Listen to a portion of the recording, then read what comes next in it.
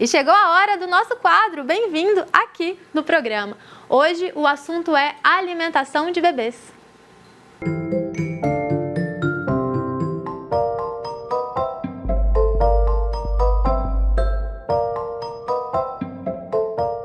Ei, Nick, olha só, aproveitando o tema do programa de hoje, que é sobre alimentação, Bem-vindo vai abordar a introdução alimentar, uma fase extremamente importante no desenvolvimento do bebê.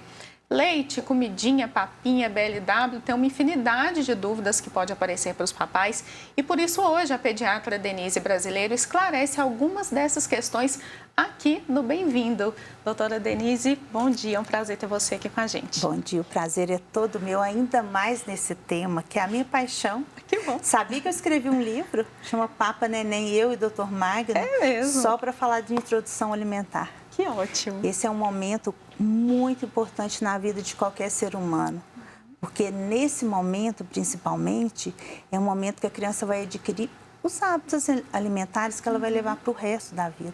E gera muita dúvida, né? O que os pais têm que saber antes de começar esse processo da introdução? Esse processo, na verdade, começa desde a gestação.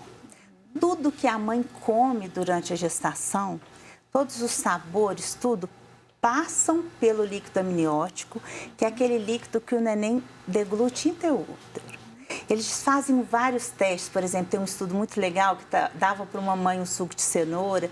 Depois, quando foi introduzir a cenoura, aqueles meninos que a mãe recebeu na gestação aceitaram com muito mais facilidade quando comparado com os outros. Então, isso é muito interessante. Então, a introdução alimentar, ela não começa, que a gente fala, só com 6 meses do bebê, ela começa, o preparo. Depois, a amamentação, que é o ideal nesses primeiros 6 meses, mesmo na amamentação também, tudo que a mãe vai comendo vai passando pelo leite materno. E aí o neném vai tendo.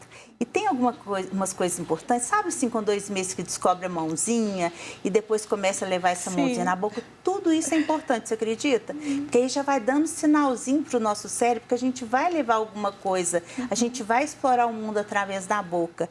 E às vezes as mães ficam preocupadas, não deixa pegar nada, né? Não deixa nem pôr a mãozinha na boca, mas então isso também já é um preparo para a gente. E outro preparo que eu peço muito para os pais é já levar as crianças, os bebezinhos, para participarem das refeições com a família, porque eles já vão começar a olhar, perceber, ver o que a gente está comendo, como é que a gente senta à mesa.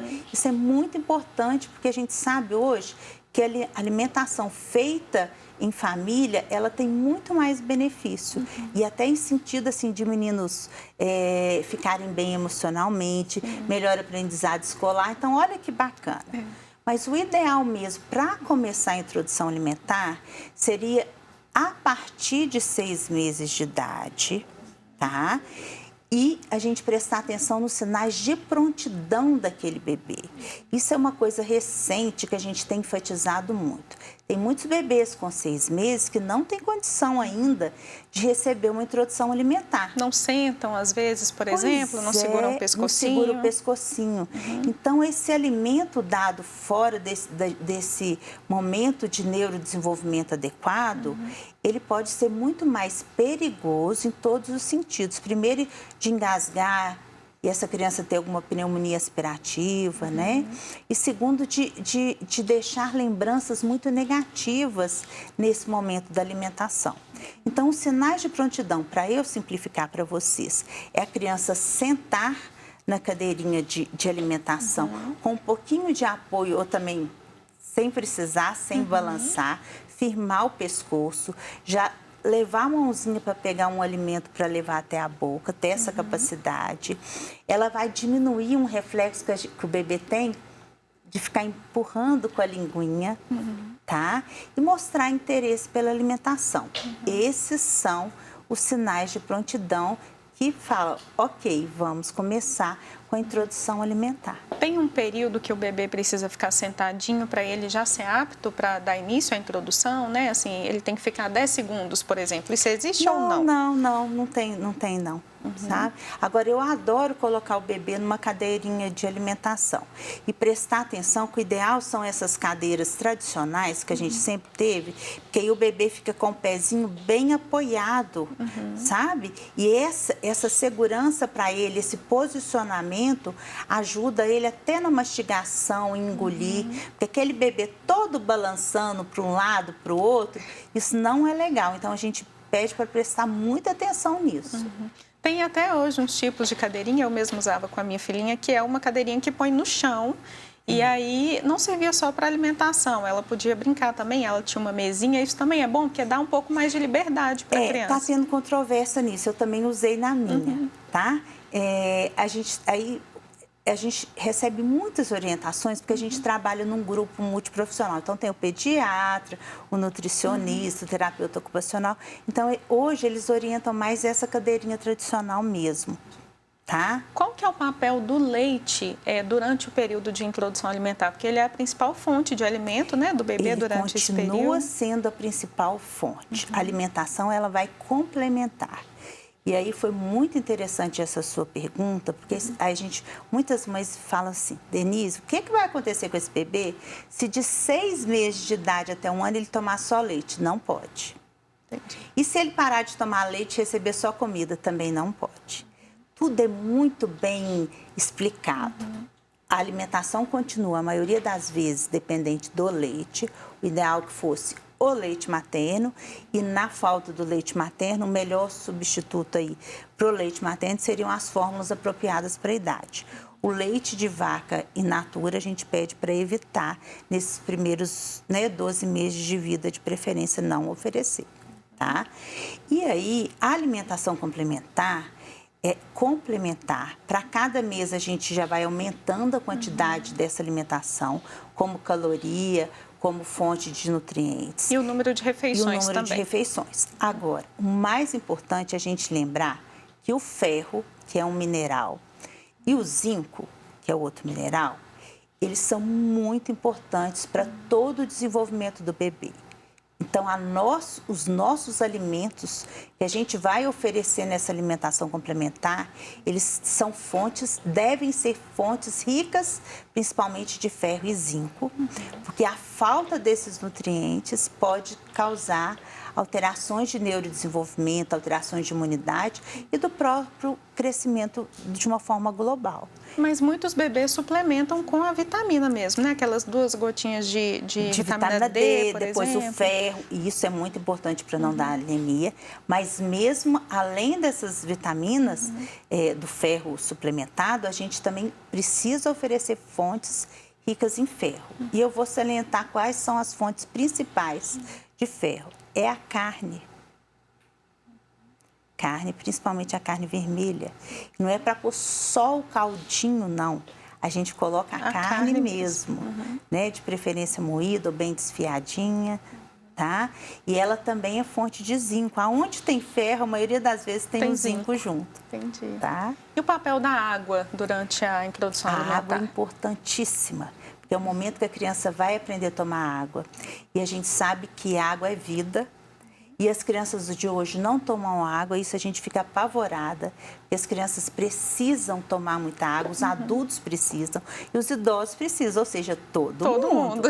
E vai aprender a tomar água, principalmente depois de 6 meses, né? Então, é um momento chave aí para a gente insistir nesse treinamento. E as mães, às vezes, ficam com preguiça. Não é que preguiça, porque é difícil dar água para criança, né? Muito difícil.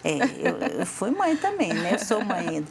Mas, assim, e aí, às vezes, troca a água pelo suco, a água pela água de coco, e isso é perigosíssimo. Ou tem aumenta o número de água na fórmula, por exemplo, né? Põe umas... mas não deve fazer. O ideal água. Existe também, doutora, uma expectativa das mães quando começa esse período da introdução alimentar, né? Às vezes a gente já vê um bebezinho, nossa, meu filho come muito, meu filho não come nada. Isso também gera uma ansiedade e pode até passar para a criança também, né? Sabe quando a gente faz aquele cursinho para tirar a carteira, que a gente tem que fazer aquelas aulas? Eu acho que a introdução alimentar também deveria ter uns encontros que a gente fizesse com as mães. Eu gosto muito de encontrar com as mães antes. Porque, às vezes, só na consulta não dá tempo da gente falar. E aí eu vou falando até para ver se aquilo fixa. Nenhum bebê é igual ao outro. É um período de treinamento. A gente não pode ter expectativa. Às vezes, nos primeiros 15 dias não come nada, mas tudo bem. É igual aprender a andar de bicicleta. Ninguém começa a andar de bicicleta. Né? É um aprendizado, né? E tudo bem. Não existe quantidade fixa, então eu não falo assim, mas quanto que tem que comer por refeição? Não existe isso. Porque cada estômago é de um tamanho e a gente tem que respeitar a fome e a saciedade desse bebê. Um dos maiores erros é a gente forçar que o nosso filho coma uma quantidade a mais. Porque aí ele nunca vai ter a oportunidade de entender, eu estou com fome, eu estou saciado. Então aí fica difícil demais, né? E ele próprio sabe também esse período de saciedade, essa autorregulação, né? Ele sabe sim. E a criança percebe muito essa expectativa maior. E aí ele fica perdido, né? Ele fica perdido. Então deve ser um momento de harmonia, não quero que fique batendo palma, filmando, mandando para todo mundo, aí fica todo mundo, comeu, que lindo. Isso não pode. Não. A gente tem que ser neutro, depois a gente comemora escondido. Porque ele não pode perceber que aquilo é um troféu. Um momento especial, né? Ele dá sinais de saciedade, doutora? Dá. E fecha a boquinha, empurra, começa a empurrar com a mãozinha, dá sim. Eu queria que a gente falasse sobre o engasgo, né? A gente tem o engasgo e tem o reflexo de gag, né? Qual que é a diferença desses dois? Na verdade, o gag é um reflexo protetor, né? Que a hora que o alimento sólido chega lá no finalzinho, às vezes ele não está bem amassadinho, aí ele cospe, é um cuspir. E o engasgo, a criança começa, ela perde a respiração, ela fica sufocada, né? Então você vê logo. O que é difícil, até para uma família, até de gente que trabalha com criança, é você perceber isso. É difícil. Na hora do desespero, né? Quer dizer, ser mãe recente. E eu também era um medo que a gente tem de engasgo, muito. né? Mas esse gaga, aí no final você já está até acostumado. Não, isso aqui é gaga, acontece, né? Só está cuspindo, porque faz aquele movimento mesmo, né? Isso. E faz um barulho estranho. Faz um barulho né? estranho, né? Por isso que criança não pode receber nenhum alimento, nem líquido, nem sólido deitado, nada. Remédio, nada deitado. Sempre sentadinho. E nunca você pode deixar uma criança com algum alimento na mão e sair. Sempre supervisionado. Tá certo, obrigada. Queria que a senhora passasse aí seu contato para quem tiver interesse. Qual que são suas redes sociais? O meu Instagram é dpediatra e o podcast no Spotify é Bicho Papinha, que a gente vai conversar muito sobre alimentação lá, vocês vão gostar. Tá certo, obrigada. Vocês viram, né, mamães e papais, não precisa de desespero e nem pressa. O bebê, no seu tempo, ele vai se adaptar a uma nova rotina alimentar, que não é mais somente o leite materno, é com a sua ajuda e paciência que ele vai conseguir, com o passar do tempo, se alimentar mais e melhor. Até a próxima.